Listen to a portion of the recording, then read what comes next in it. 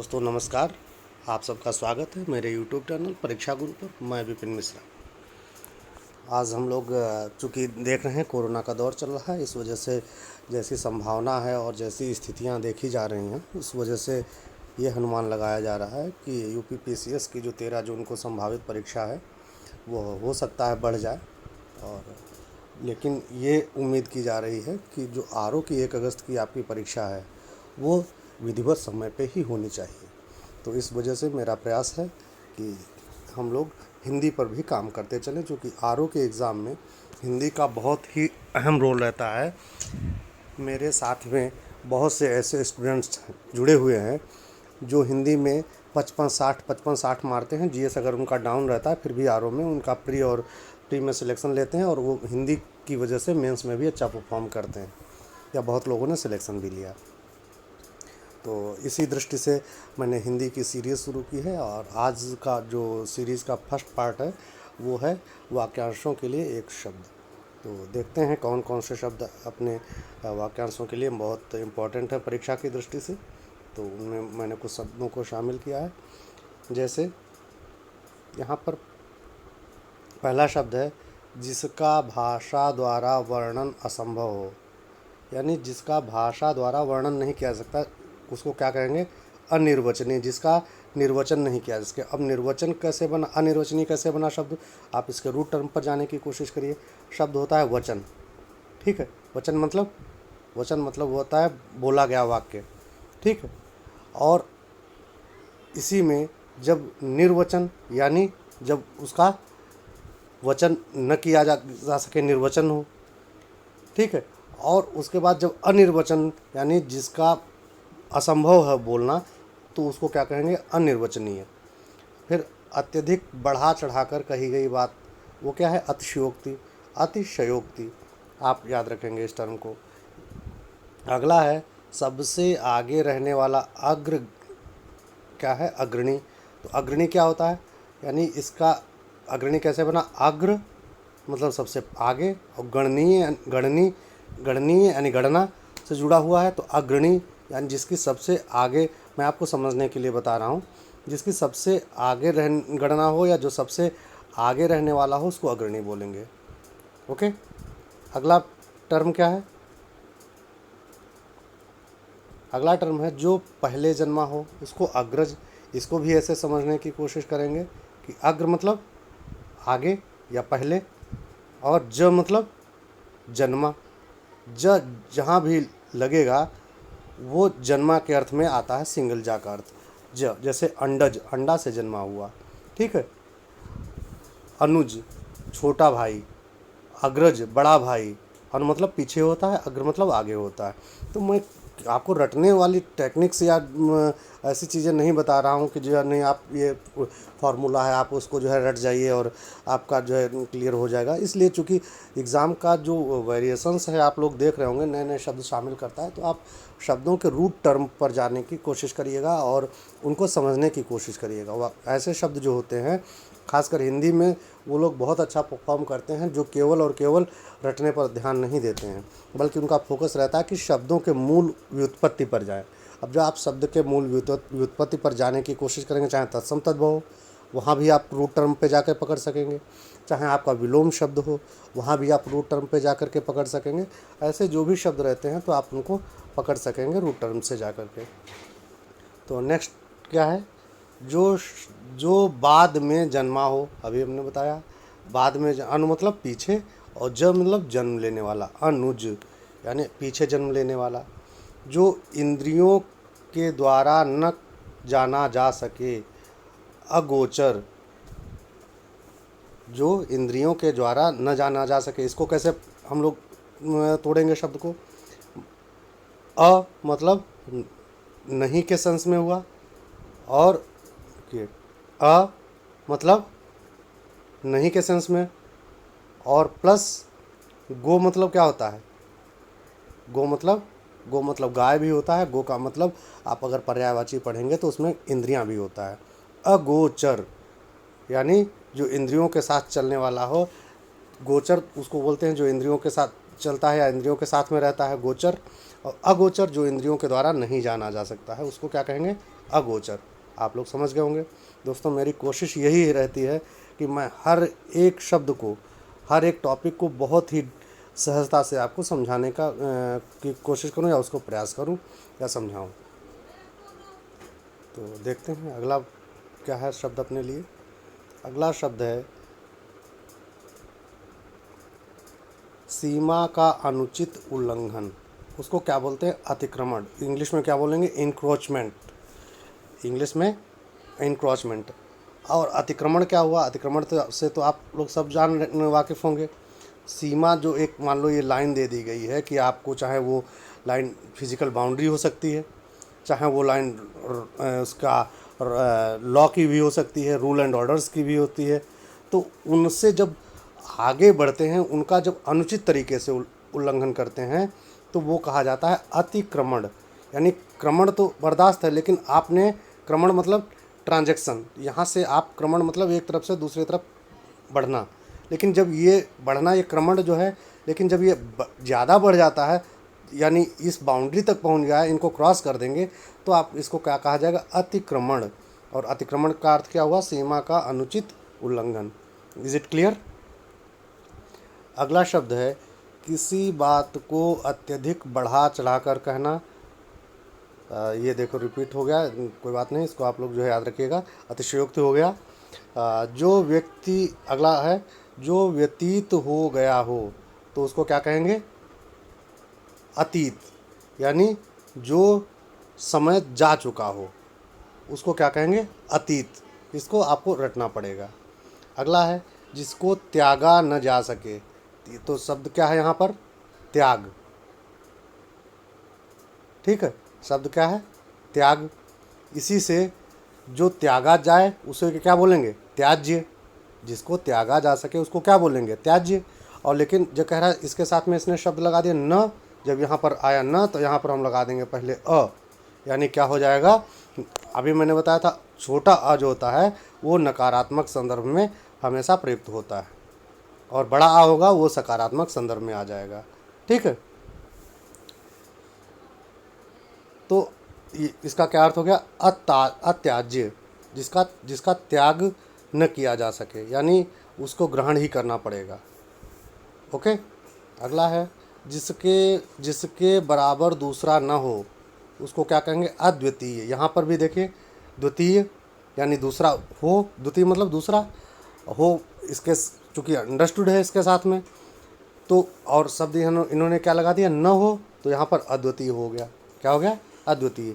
यानी जिसके समान दूसरा ना हो। अगर समान टर्म यूज़ कर लेंगे तब भी आप कंफ्यूज नहीं होंगे। बराबर और समान लगभग एक ही अर्थ देते हैं, तो इस वजह से इसका अर्थ जो है, उत्तर जो है वही रहेगा, अद्वितीय। लेकिन अगर कोई शब्द बदल देगा तब वहाँ पर आपको जो है सोचना पड़ेगा। और ख़ासकर यूपी पीसीएस में और आरओ में ये होता है कि जो जैसे कुछ एक ऐसे शब्द रहते हैं, जैसे विलोम शब्द, तो दिन का मतलब रात होता है और दिवस का मतलब रात्रि होता है। अगर आप मेंस लिख रहे हैं या आप प्री दे रहे हैं, तो उन संदर्भों में आप इसको विशेष रूप से ध्यान रखेंगे। अगर दिवस है तो वहाँ पर उसका विलोम रात्रि आप लिखेंगे, चूँकि वो तत्सम शब्द है और ये भी विलोम भी तत्सम ही होना चाहिए। अगर दिवस का विलोम जो है ऐसा नहीं, जो है उसका आप तत्सम से हटा करके तद्भव में कर दें। ठीक है, तो इन चीज़ों का आप ध्यान रखेंगे। अगला है जो आज तक से संबंध रखता हो, यानी आज तक से संबंध रखता हो, वो क्या हुआ? अद्यतन। अद्यतन का क्या अर्थ हुआ? जो आज तक से संबंध रखता, अद्यतन। अद्य मतलब आप लोग जान ही रहे होंगे। अद्य मतलब आज, संस्कृत में पढ़े भी होंगे अगर आप लोग जो है 10th तक किसी ने संस्कृत ली होगी या पढ़ा होगा, तो अद्य मतलब आज होता है। तो जो आज तक से संबंध रखता हो यानी अपडेटेड हो, तो उसको क्या कहेंगे? अद्यतन। अगला टर्म है जिसका पता न हो।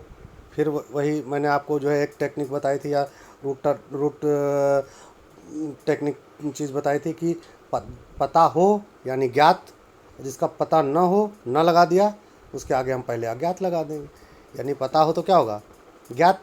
लेकिन जब इन्होंने न लगा दिया तो उसके आगे हमने आ लगा दिया, हो गया अज्ञात। अगला है आगे आने वाला, आगामी, देखो आ आया, सकारात्मक अर्थ हुआ। आगामी, आगे आने वाला, यानी यहाँ शब्द इसको भी समझने की कोशिश करेंगे। आगामी, आ जोड़ गामी, ओके। और गामी किससे बना है? ये बना है गमन से। गमन मतलब आने वाला, गमन। अब एक शब्द यहाँ पर याद रखेंगे आप लोग, गमन। गमन मतलब जाना, ओके। और अगर गबन होगा तो ब अगर यहाँ पर हो जाएगा तो उसका अर्थ चेंज हो जाएगा, इसलिए याद रखेंगे गमन। गमन मतलब जाना, आगमन, पुनरागमन, ऐसे शब्द। लेकिन अगर यहीं पर गबन हो जाएगा, गबन मतलब होता है किसी चीज़ को कब्जा कर लेना, गबन कर लेना, ठीक है। तो इसलिए ब वहाँ पर आया है, तो आप लोग इसको शब्द को अच्छी तरीके से समझेंगे। Is it clear? तो देखते हैं अगला शब्द क्या है। अगला शब्द है अंडे से जन्म लेने वाला। अभी मैंने बताया इसको, ये कैसे बना? ये हुआ क्या? अंडा, अंड। अंड मतलब अंडा आप लोग जान रहे हैं, प्लस उसके साथ जुड़ गया क्या? ज, तो क्या हो गया? अंडज। अंडा से जन्म लेने वाला अंडज। अगला शब्द है कि जो छूने योग्य हो, जो छूने योग्य हो उसको क्या बोलेंगे? सॉरी, जो छूने योग्य न हो उसको बोलेंगे अछूत। और जो छुआ न गया हो उसको क्या कहेंगे? अछूता। ऐसे जो टर्म्स हैं उन पर आप उनके डिफरेंस को अच्छी तरीके से समझेंगे, ओके। अगला शब्द है जो अपने स्थान या स्थिति से अलग न किया जा सके, उसको क्या बोलेंगे? अच्युत। उसको क्या बोलेंगे? अच्युत। तो जो अपने स्थान से च्युत, अब इसको भी आप अलग करने की कोशिश करेंगे। च्युत मतलब होता है, च्युत क्या होता है? च्युत मतलब होता है अलग करना। च्युत मतलब किसी चीज़ को अलग करना, उसको लिए च्युत बोलते हैं। तो च्युत का के पहले अ लगा देंगे तो क्या हो जाएगा? अच्युत। यानी जो अपने स्थान या स्थिति से अलग न किया जा सके, तो क्या हो गया? अच्युत। अब ये क्लियर हो गया। अब अच्युत किसको कहते हैं? अच्युत का पर्यायवाची आप लोग जो है कमेंट बॉक्स में बताइएगा। अच्युतानंद कौन है? ओके। अगला शब्द देखते हैं, जो अपनी बात से टले नहीं। फिर वही ये ना आया तो सीधे हम इसके पहले, अगर आप MCQ टाइप्स क्वेश्चन कर रहे हैं, प्री दे रहे हैं, तो उस स्थिति में सबसे पहले आप ढूंढें कि अ है किसके साथ में। अगर आपको दो शब्द ऐसे मिलते हैं कि जिनके साथ में अ नहीं है, तो उस कंडीशन में आप अ वाले शब्द 50-50% उससे आप निकाल लेंगे, यानी आप पहुंच जाएंगे दो विकल्पों पर। तो उसको देखेंगे, अगर नहीं और न शब्द है तब, उस स्थिति में मैं बता रहा हूँ। तो इसमें नहीं आया तो इसको अटल इसका शब्द हो गया, ठीक है। तो जब आप 50-50% वाली स्थिति में पहुंच जाएंगे, उसके बाद आप आराम से उन 50% में जो रूट टर्म पे जा करके निकालने की कोशिश करेंगे। तो क्या हो गया इसका शब्द? अ जोड़ टल। टल मतलब आप लोग सब जान रहे हैं, टल मतलब टालना, टलना, टल। और जो बात टले नहीं वो क्या हो गई? अटल। क्लियर? अगला है जिस पुस्तक में 8 अध्याय हों। सीधे से आप एक चीज़ सबसे पहले समझ लें, अगर आपको वाक्यांशों के लिए एक शब्द करना है तो उसकी सबसे बेसिक फॉर्मूला या बेसिक टेक्निक ये है कि आप रूट टर्म को पकड़ने की कोशिश करें। आप उसको शब्दों को तोड़ने की कोशिश करें कि शब्द कैसे बना है। इस पर अगर आप पकड़ आपकी हो गई तो वाक्यांशों के लिए एक शब्द जो भी होगा, मैं इस बात की गारंटी करता हूँ आपसे गलत नहीं होगा। तो अब इसमें इसको पकड़ने की कोशिश करें। इसका सेंटेंस क्या रहा? जिस पुस्तक में 8, पहला टर्म क्या है? जिस पुस्तक में 8, यहाँ तक मान लो हमने डिवाइड कर लिया, ठीक है। तो उसका क्या होगा? अष्ट। 8 मतलब अष्ट। और अध्याय हो यानी अध्यायी। सीधा सा इसका आंसर क्या होगा? Ashtadhyayi. Ashtadhyayi. Is it clear? Okay. देखते हैं अगला क्या है। अगला है विधायिका द्वारा स्वीकृत नियम। सिंपल सा नियम, सिंपल सा है, आप लोग जान ही रहे होंगे। विधायिका जिस नियम को स्वीकृत करती है उसको क्या बोलते हैं? अधिनियम। यानी नियम तो है ही, लेकिन चूंकि इसको विधायिका ने स्वीकृत किया है इसलिए यह अधिनियम। नियम क्या होता है? नियम तो सरकार बना सकती है, कोई भी जो जो गवर्नमेंट रहती है, लेकिन अगर अधिनियम बनाना है तो उसके लिए विधायिका की परमिशन आवश्यक होती है। इस वजह से विधायिका द्वारा स्वीकृत है तो वो क्या होगा? अधिनियम। नियम, कोई भी नियम कानून क्या है? अगर अभी मान लो जो रनिंग गवर्नमेंट है कोई भी नियम बना सकती है, लेकिन अगर कोई भी एक्ट उसको पास करना है तो उसके लिए विधायिका की परमिशन चाहिए होगी। तो इसलिए आप इसको जोड़ने की कोशिश करेंगे और समझने की कोशिश करेंगे तो वो क्या हो जाएगा? अधिनियम बन जाएगा, जब विधायिका उसको स्वीकृति दे देगी। अगला शब्द है वह स्त्री जिसके पति ने दूसरी शादी कर ली हो। ये रटने वाली चीज़ है, इसको आपको मैं स्त्री से संबंधित एक अलग टॉपिक बताऊंगा जिसमें ऐसे 4-5 शब्द हैं जिनको लेकर के आपको कन्फ्यूज़न भी होता है कि अधूड़ा है, अनूढ़ा है, ऐसे कई टर्म हैं। खंडिता है, विवाहिता है, तो ऐसे कई टर्म्स हैं जिनको लेकर के मैं 5-6 टर्म से एक क्वेश्चन लगभग आता ही है, तो मैं उस पर एक अलग से जो है नेक्स्ट वीडियोस में उसको शामिल करके कोशिश करूँगा, एक वीडियो बनाऊँगा। अगला है आदेश जो एक निश्चित अवधि के लिए लागू हो। आदेश जो एक निश्चित अवधि के लिए लागू हो। टर्म क्या है? आदेश जो एक निश्चित अवधि के लिए लागू हो। कितनी अवधि के लिए? निश्चित अवधि के लिए लागू हो। तो इसको कैसे समझेंगे हम लोग? आदेश पहले तो आदेश हो गया, आदेश हो गया, और जो एक निश्चित अवधि की बात कर रहा है, निश्चित अवधि की बात कर रहा है, तो निश्चित अवधि क्या है? यानी तो उसके लिए शब्द क्या हो जाएगा? अधि। क्या हो जाएगा? निश्चित अवधि शब्द के लिए अधि, निश्चित अवधि के लिए। तो उससे मिलकर जब इसको संधि विच्छेद है अधि जोड़ आदेश, लेकिन जब इसको एक साथ मिलाएंगे तो इस टर्म क्या बन जाएगा? अध्यादेश। ओके, अध्यादेश, जिसको इंग्लिश में बोलते हैं ऑर्डिनेंस। ओके, वह सूचना जो सरकार के प्रयास से जारी की जाती है, क्या हो गई? अधिसूचना। अधिसूचना कैसे? फिर मैंने बताया आपको, शब्द पर जाएं। सूचना, सूचना टर्म आपको मिल गया। क्या टर्म मिल गया? सूचना मिल गया, सूचना। ओके, अब इसके साथ में कह रहा वह सूचना जो सरकार के द्वारा जारी की गई है, अधिसत्ता द्वारा जारी की गई है, वो कौन सी होगी? उसके पहले अधि लग जाएगा, तो क्या हो जाएगा? क्या हो जाएगा? अधिसूचना। यानी कुल मिलाकर के देखने की कोशिश करेंगे कि ऐसी सूचना क्या कही जाएगी? अधिसूचना। Is it clear? और एक यहाँ पर मैं टेक्निक और आप लोगों को बता दूं कि जो अधि जैसे शब्द होते हैं वो अधिकांशतः सरकारी जो शासकीय टर्मोलॉजी है उसमें ज़्यादा प्रयोग किए जाते हैं, चाहे अधिनियम हो, चाहे अध्यादेश हो, चाहे अधिसूचना हो। ठीक है, तो इन चीज़ों को आप लोग जो है ध्यान रखेंगे। शब्द जब आप पढ़ेंगे तो उनको पकड़ने की भी कोशिश करेंगे कि आखिर कुछ मूल चीज़ें किन से जुड़ी हुई हैं।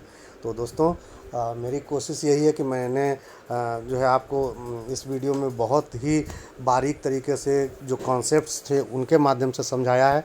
और अगर आप लोगों को लगता है कि नहीं, आपके लिए ये जो कंटेंट है वो आपके काम का है, आपके लिए ये वीडियो यूज़फुल हो सकते हैं, तो आप जो है इस चैनल से जो लोग नहीं जुड़े हुए हैं वो लोग इसको सब्सक्राइब करें, और साथ ही साथ अपने दोस्तों को भी लाभान्वित करें, और उनके साथ भी जो है इस चैनल को सब्सक्राइब करवाएं और शेयर करें। और साथ ही साथ आप लोग जो है अपनी पढ़ाई जारी रखिए, क्योंकि ये उम्मीद है कि जो यूपी की आरओ की परीक्षा है वो आपकी उम्मीद है कि 1 अगस्त को हो जाए। अभी कहना कुछ भी मुश्किल नहीं है, लेकिन ये उम्मीद की जाती है। लेकिन जो पीसीएस की परीक्षा है, देखिए अभी आप वेट एंड वॉच वाली स्थिति है, वॉच एंड वेट वाली, तो उसको आप देखते रहिएगा और अपनी पढ़ाई जारी रखिएगा और अपना घर पर रहिएगा, सुरक्षित रहें आप लोग। ठीक है, मिलते हैं अगले वीडियो के साथ में, तब तक के लिए धन्यवाद।